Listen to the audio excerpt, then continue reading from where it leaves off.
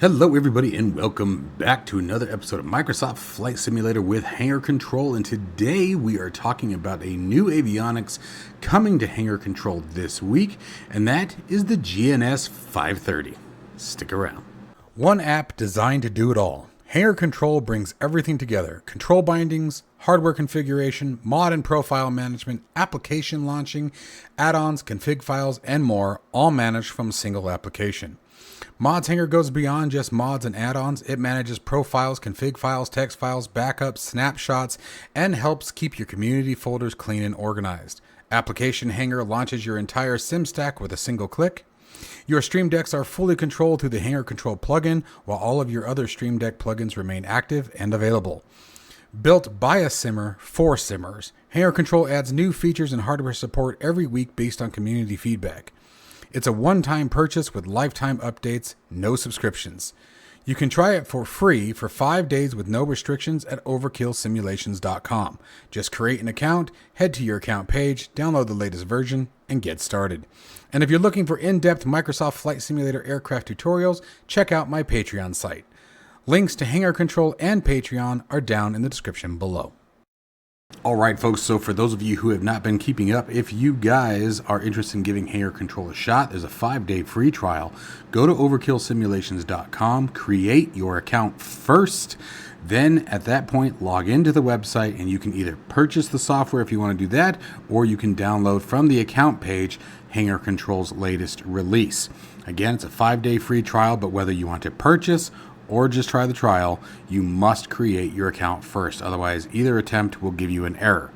So now, last week, or actually it was 2 weeks ago now, we released a G1000 overlay panel with the MFD settings, meaning it has the autopilot configuration as well.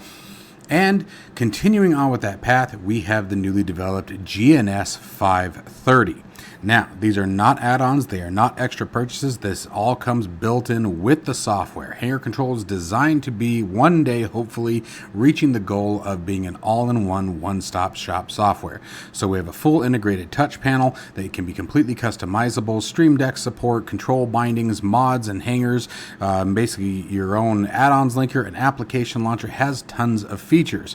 But one of the ones that I'm really putting a lot of effort into lately is the touch panel. It's in such an extremely powerful tool to use. The nice thing about the touch panel is it can be used either locally on a display, as we're going to demonstrate here.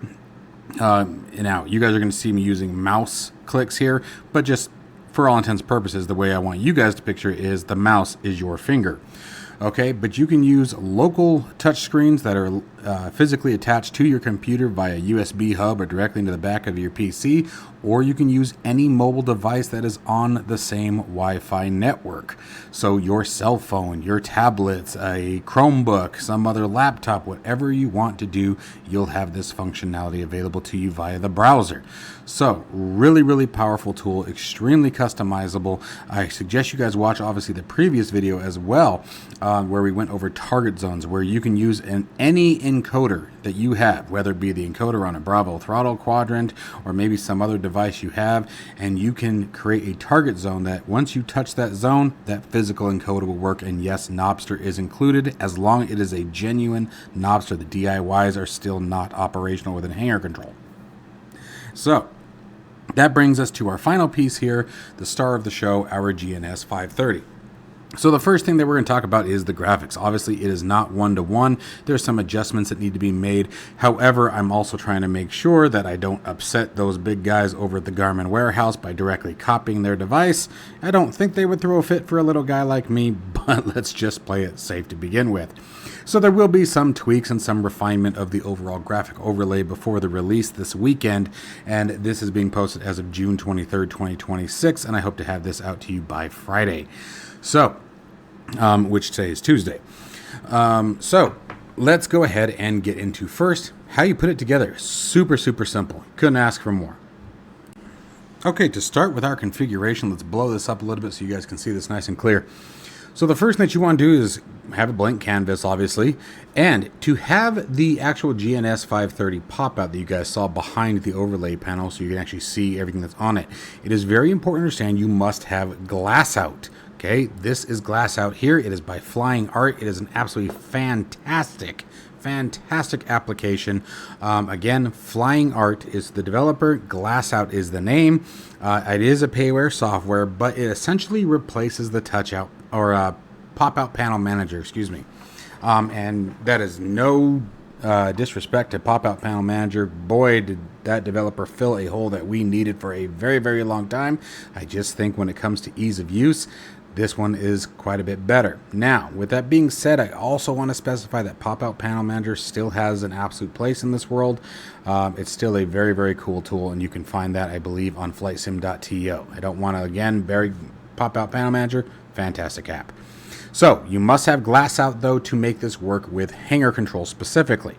So, all you have to do is have it running, and that's it. Now, we're going to go ahead and right-click, and the first thing we're going to do is we're going to add the actual panel itself. So we're going to go to Gauge, just double-click, scroll to Gauge here, and find our GNS 530. Then all you have to do, if you are just using it strictly for the true GNS 530, the working title GNS 530 that comes with the simulator, that is it. You can just hit Save. And then we're going to right-click on it, and we're going to do Fit to Canvas. Okay, so that covers it. All of the buttons and everything now function inside of the simulator as is. They are pre-bound. The next thing that we're going to do is we are actually going to, now that I'm thinking about this, the easy way to do it is just to add another layer. And so you want to make sure layer 2 is highlighted. And as long as layer 2 is highlighted, we're going to right click and we're going to add a web view. Within the web view, we're going to double click and you want GlassOut. Make sure GlassOut is running. Now here is the tricky part that tends to stump some people, so I want to go over this again.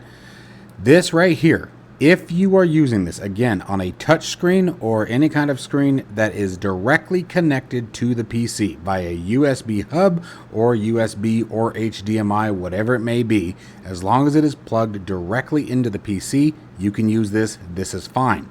However, anything that is using Wi-Fi to connect to the PC, you want to use this IP address that can be found right up here. This will be your local LAN IP address or IPv4. Okay, don't worry about this port right here. That's for something completely different. You want to use just this IP address and put it in here. Okay, that's really important. This tells GlassOut, not Hangar Control. This is telling GlassOut where to put that pop-out display. Okay, on a local network, which is what we're doing, or local host, which is connected to directly to the PC. So we're doing directly to the PC, so we can just hit connect. And here it is. Look at all this. Just tons of stuff that are currently operational at the moment. We are in the black square, but we want this one. Oh, wait, no, we don't. We want the GNS 531. Now, we don't even have the second 530 active, but what that is if, let me show you guys real quick how to distinguish those. If we were to go to in our case, like I said, we're in the black square TBM 850. If we were to activate this GNS 530, that would be GNS 530 number 2. Okay, this is one, primary and secondary, right? Pretty simple to follow there. But let's bring that back up. And so we want one, and we're going to hit Use Panel and just hit Save. And then the easiest thing to do is to come up here, and we're just going to sort of, this one is a lot easier than I found than the G1000 was. We're just going to sort of drag it from corner to corner, and it lines up pretty darn well. Okay, we're going to do that. We're going to hit Save. And then, again, local to the PC and not using a touch or Wi-Fi, we can just hit Open Window. And we are presented with this. Now, this handlebar right here, this is part of Visual Studios, the program I use to write the software. Don't worry, you guys will not see that. So when you mouse away, you're set. And like I said, this one is really easy. I mean, I'm pretty happy with that. Now, if you wanted to add one more step to this, what you could do is take this layer and move it down. Okay, now it goes away here, and that's okay. But when you come back to your 530, now it is behind the bezel. Okay, so we could probably tweak that a little bit, but we're not going to worry about that for today because, you know, we're just going to keep things easy. I'm going to go ahead and close the touch panel. That's literally it. That's everything we need to do here. And then now, when we come up here, let's get these guys side by side, more or less. Bring that back up. And let's just sort of move it here. All right, that'll work. So first, the way that this works is by default, if you hit a target zone, anywhere else that you can click, you can drag your finger to adjust. So for example, the outer encoder, which should be our whole numbers on the comm frequency, I have it targeted. That is selected. Now I can move my mouse anywhere I want. Left click, so this will be your left click is your finger touching down, right? So we touch the screen and drag it to the right. Oh, I'm on the localizer. Sorry, I'm on nav. But you guys catch the gist. And then we can come up over here and drag from one to the other. Okay, now if we give it a push, now you can see what we're doing. So there's nav, there's comms. And again, just left click or put your finger down, going left to right. Now, if you go really fast, it will accelerate as well. Okay? And then if we want, for example, our fractals, simply click on the fractal knob. And I know that looks like that's probably difficult to hit, but it's really not. It works really well on a touchscreen. And again, the swap. Your swap frequencies work. Okay? Same thing where if you want your flight plan, bring up your cursor, select the inner cursor.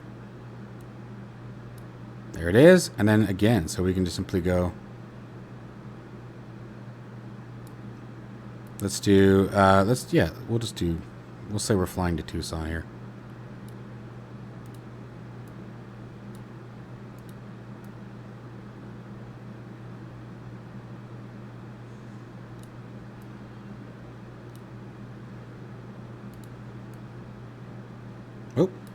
Oh, I went too far.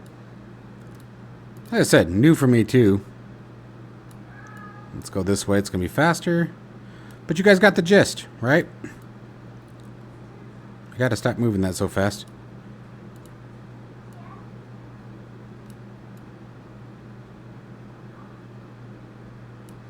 KTUS. Okay.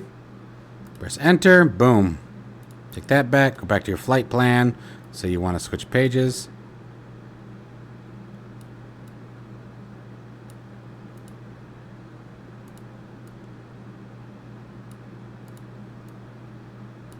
Or you want to go different menus.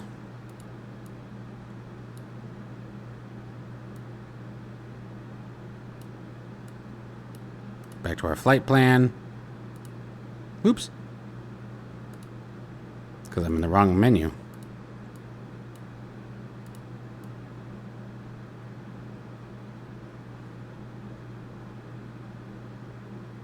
Am I in the wrong spot? Looking for our map. I feel like I'm not where I belong. Oh, I totally was. It's nav that we wanted. That's what I was looking for. Your range options. Everything's there. Direct.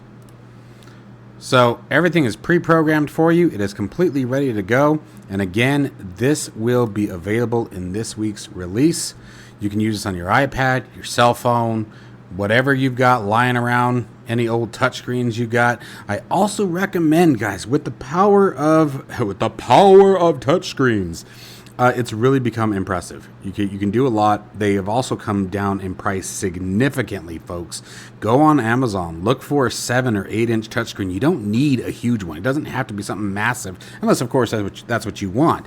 But I mean, you can find smaller touchscreens, 10-inch touchscreens. You know, a lot of them are portable now, where you can put them away when you're done. They fold up into a nice little like kind of notebook thing. And they're just not expensive. Usually $100, maybe, you know, all the way down to sometimes 50 or 60. Now, you got to be careful with some. I will say, you know, look at the input-output method, whether it's using HDMI or USB.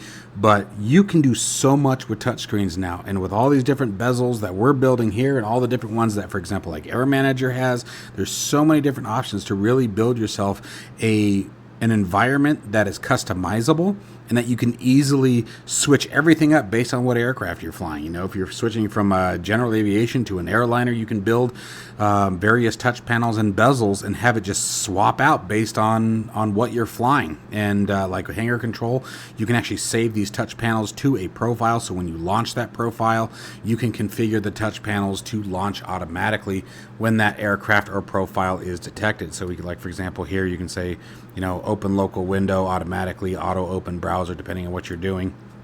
And then for your cell phones and mobile devices, you simply save the page to your desktop.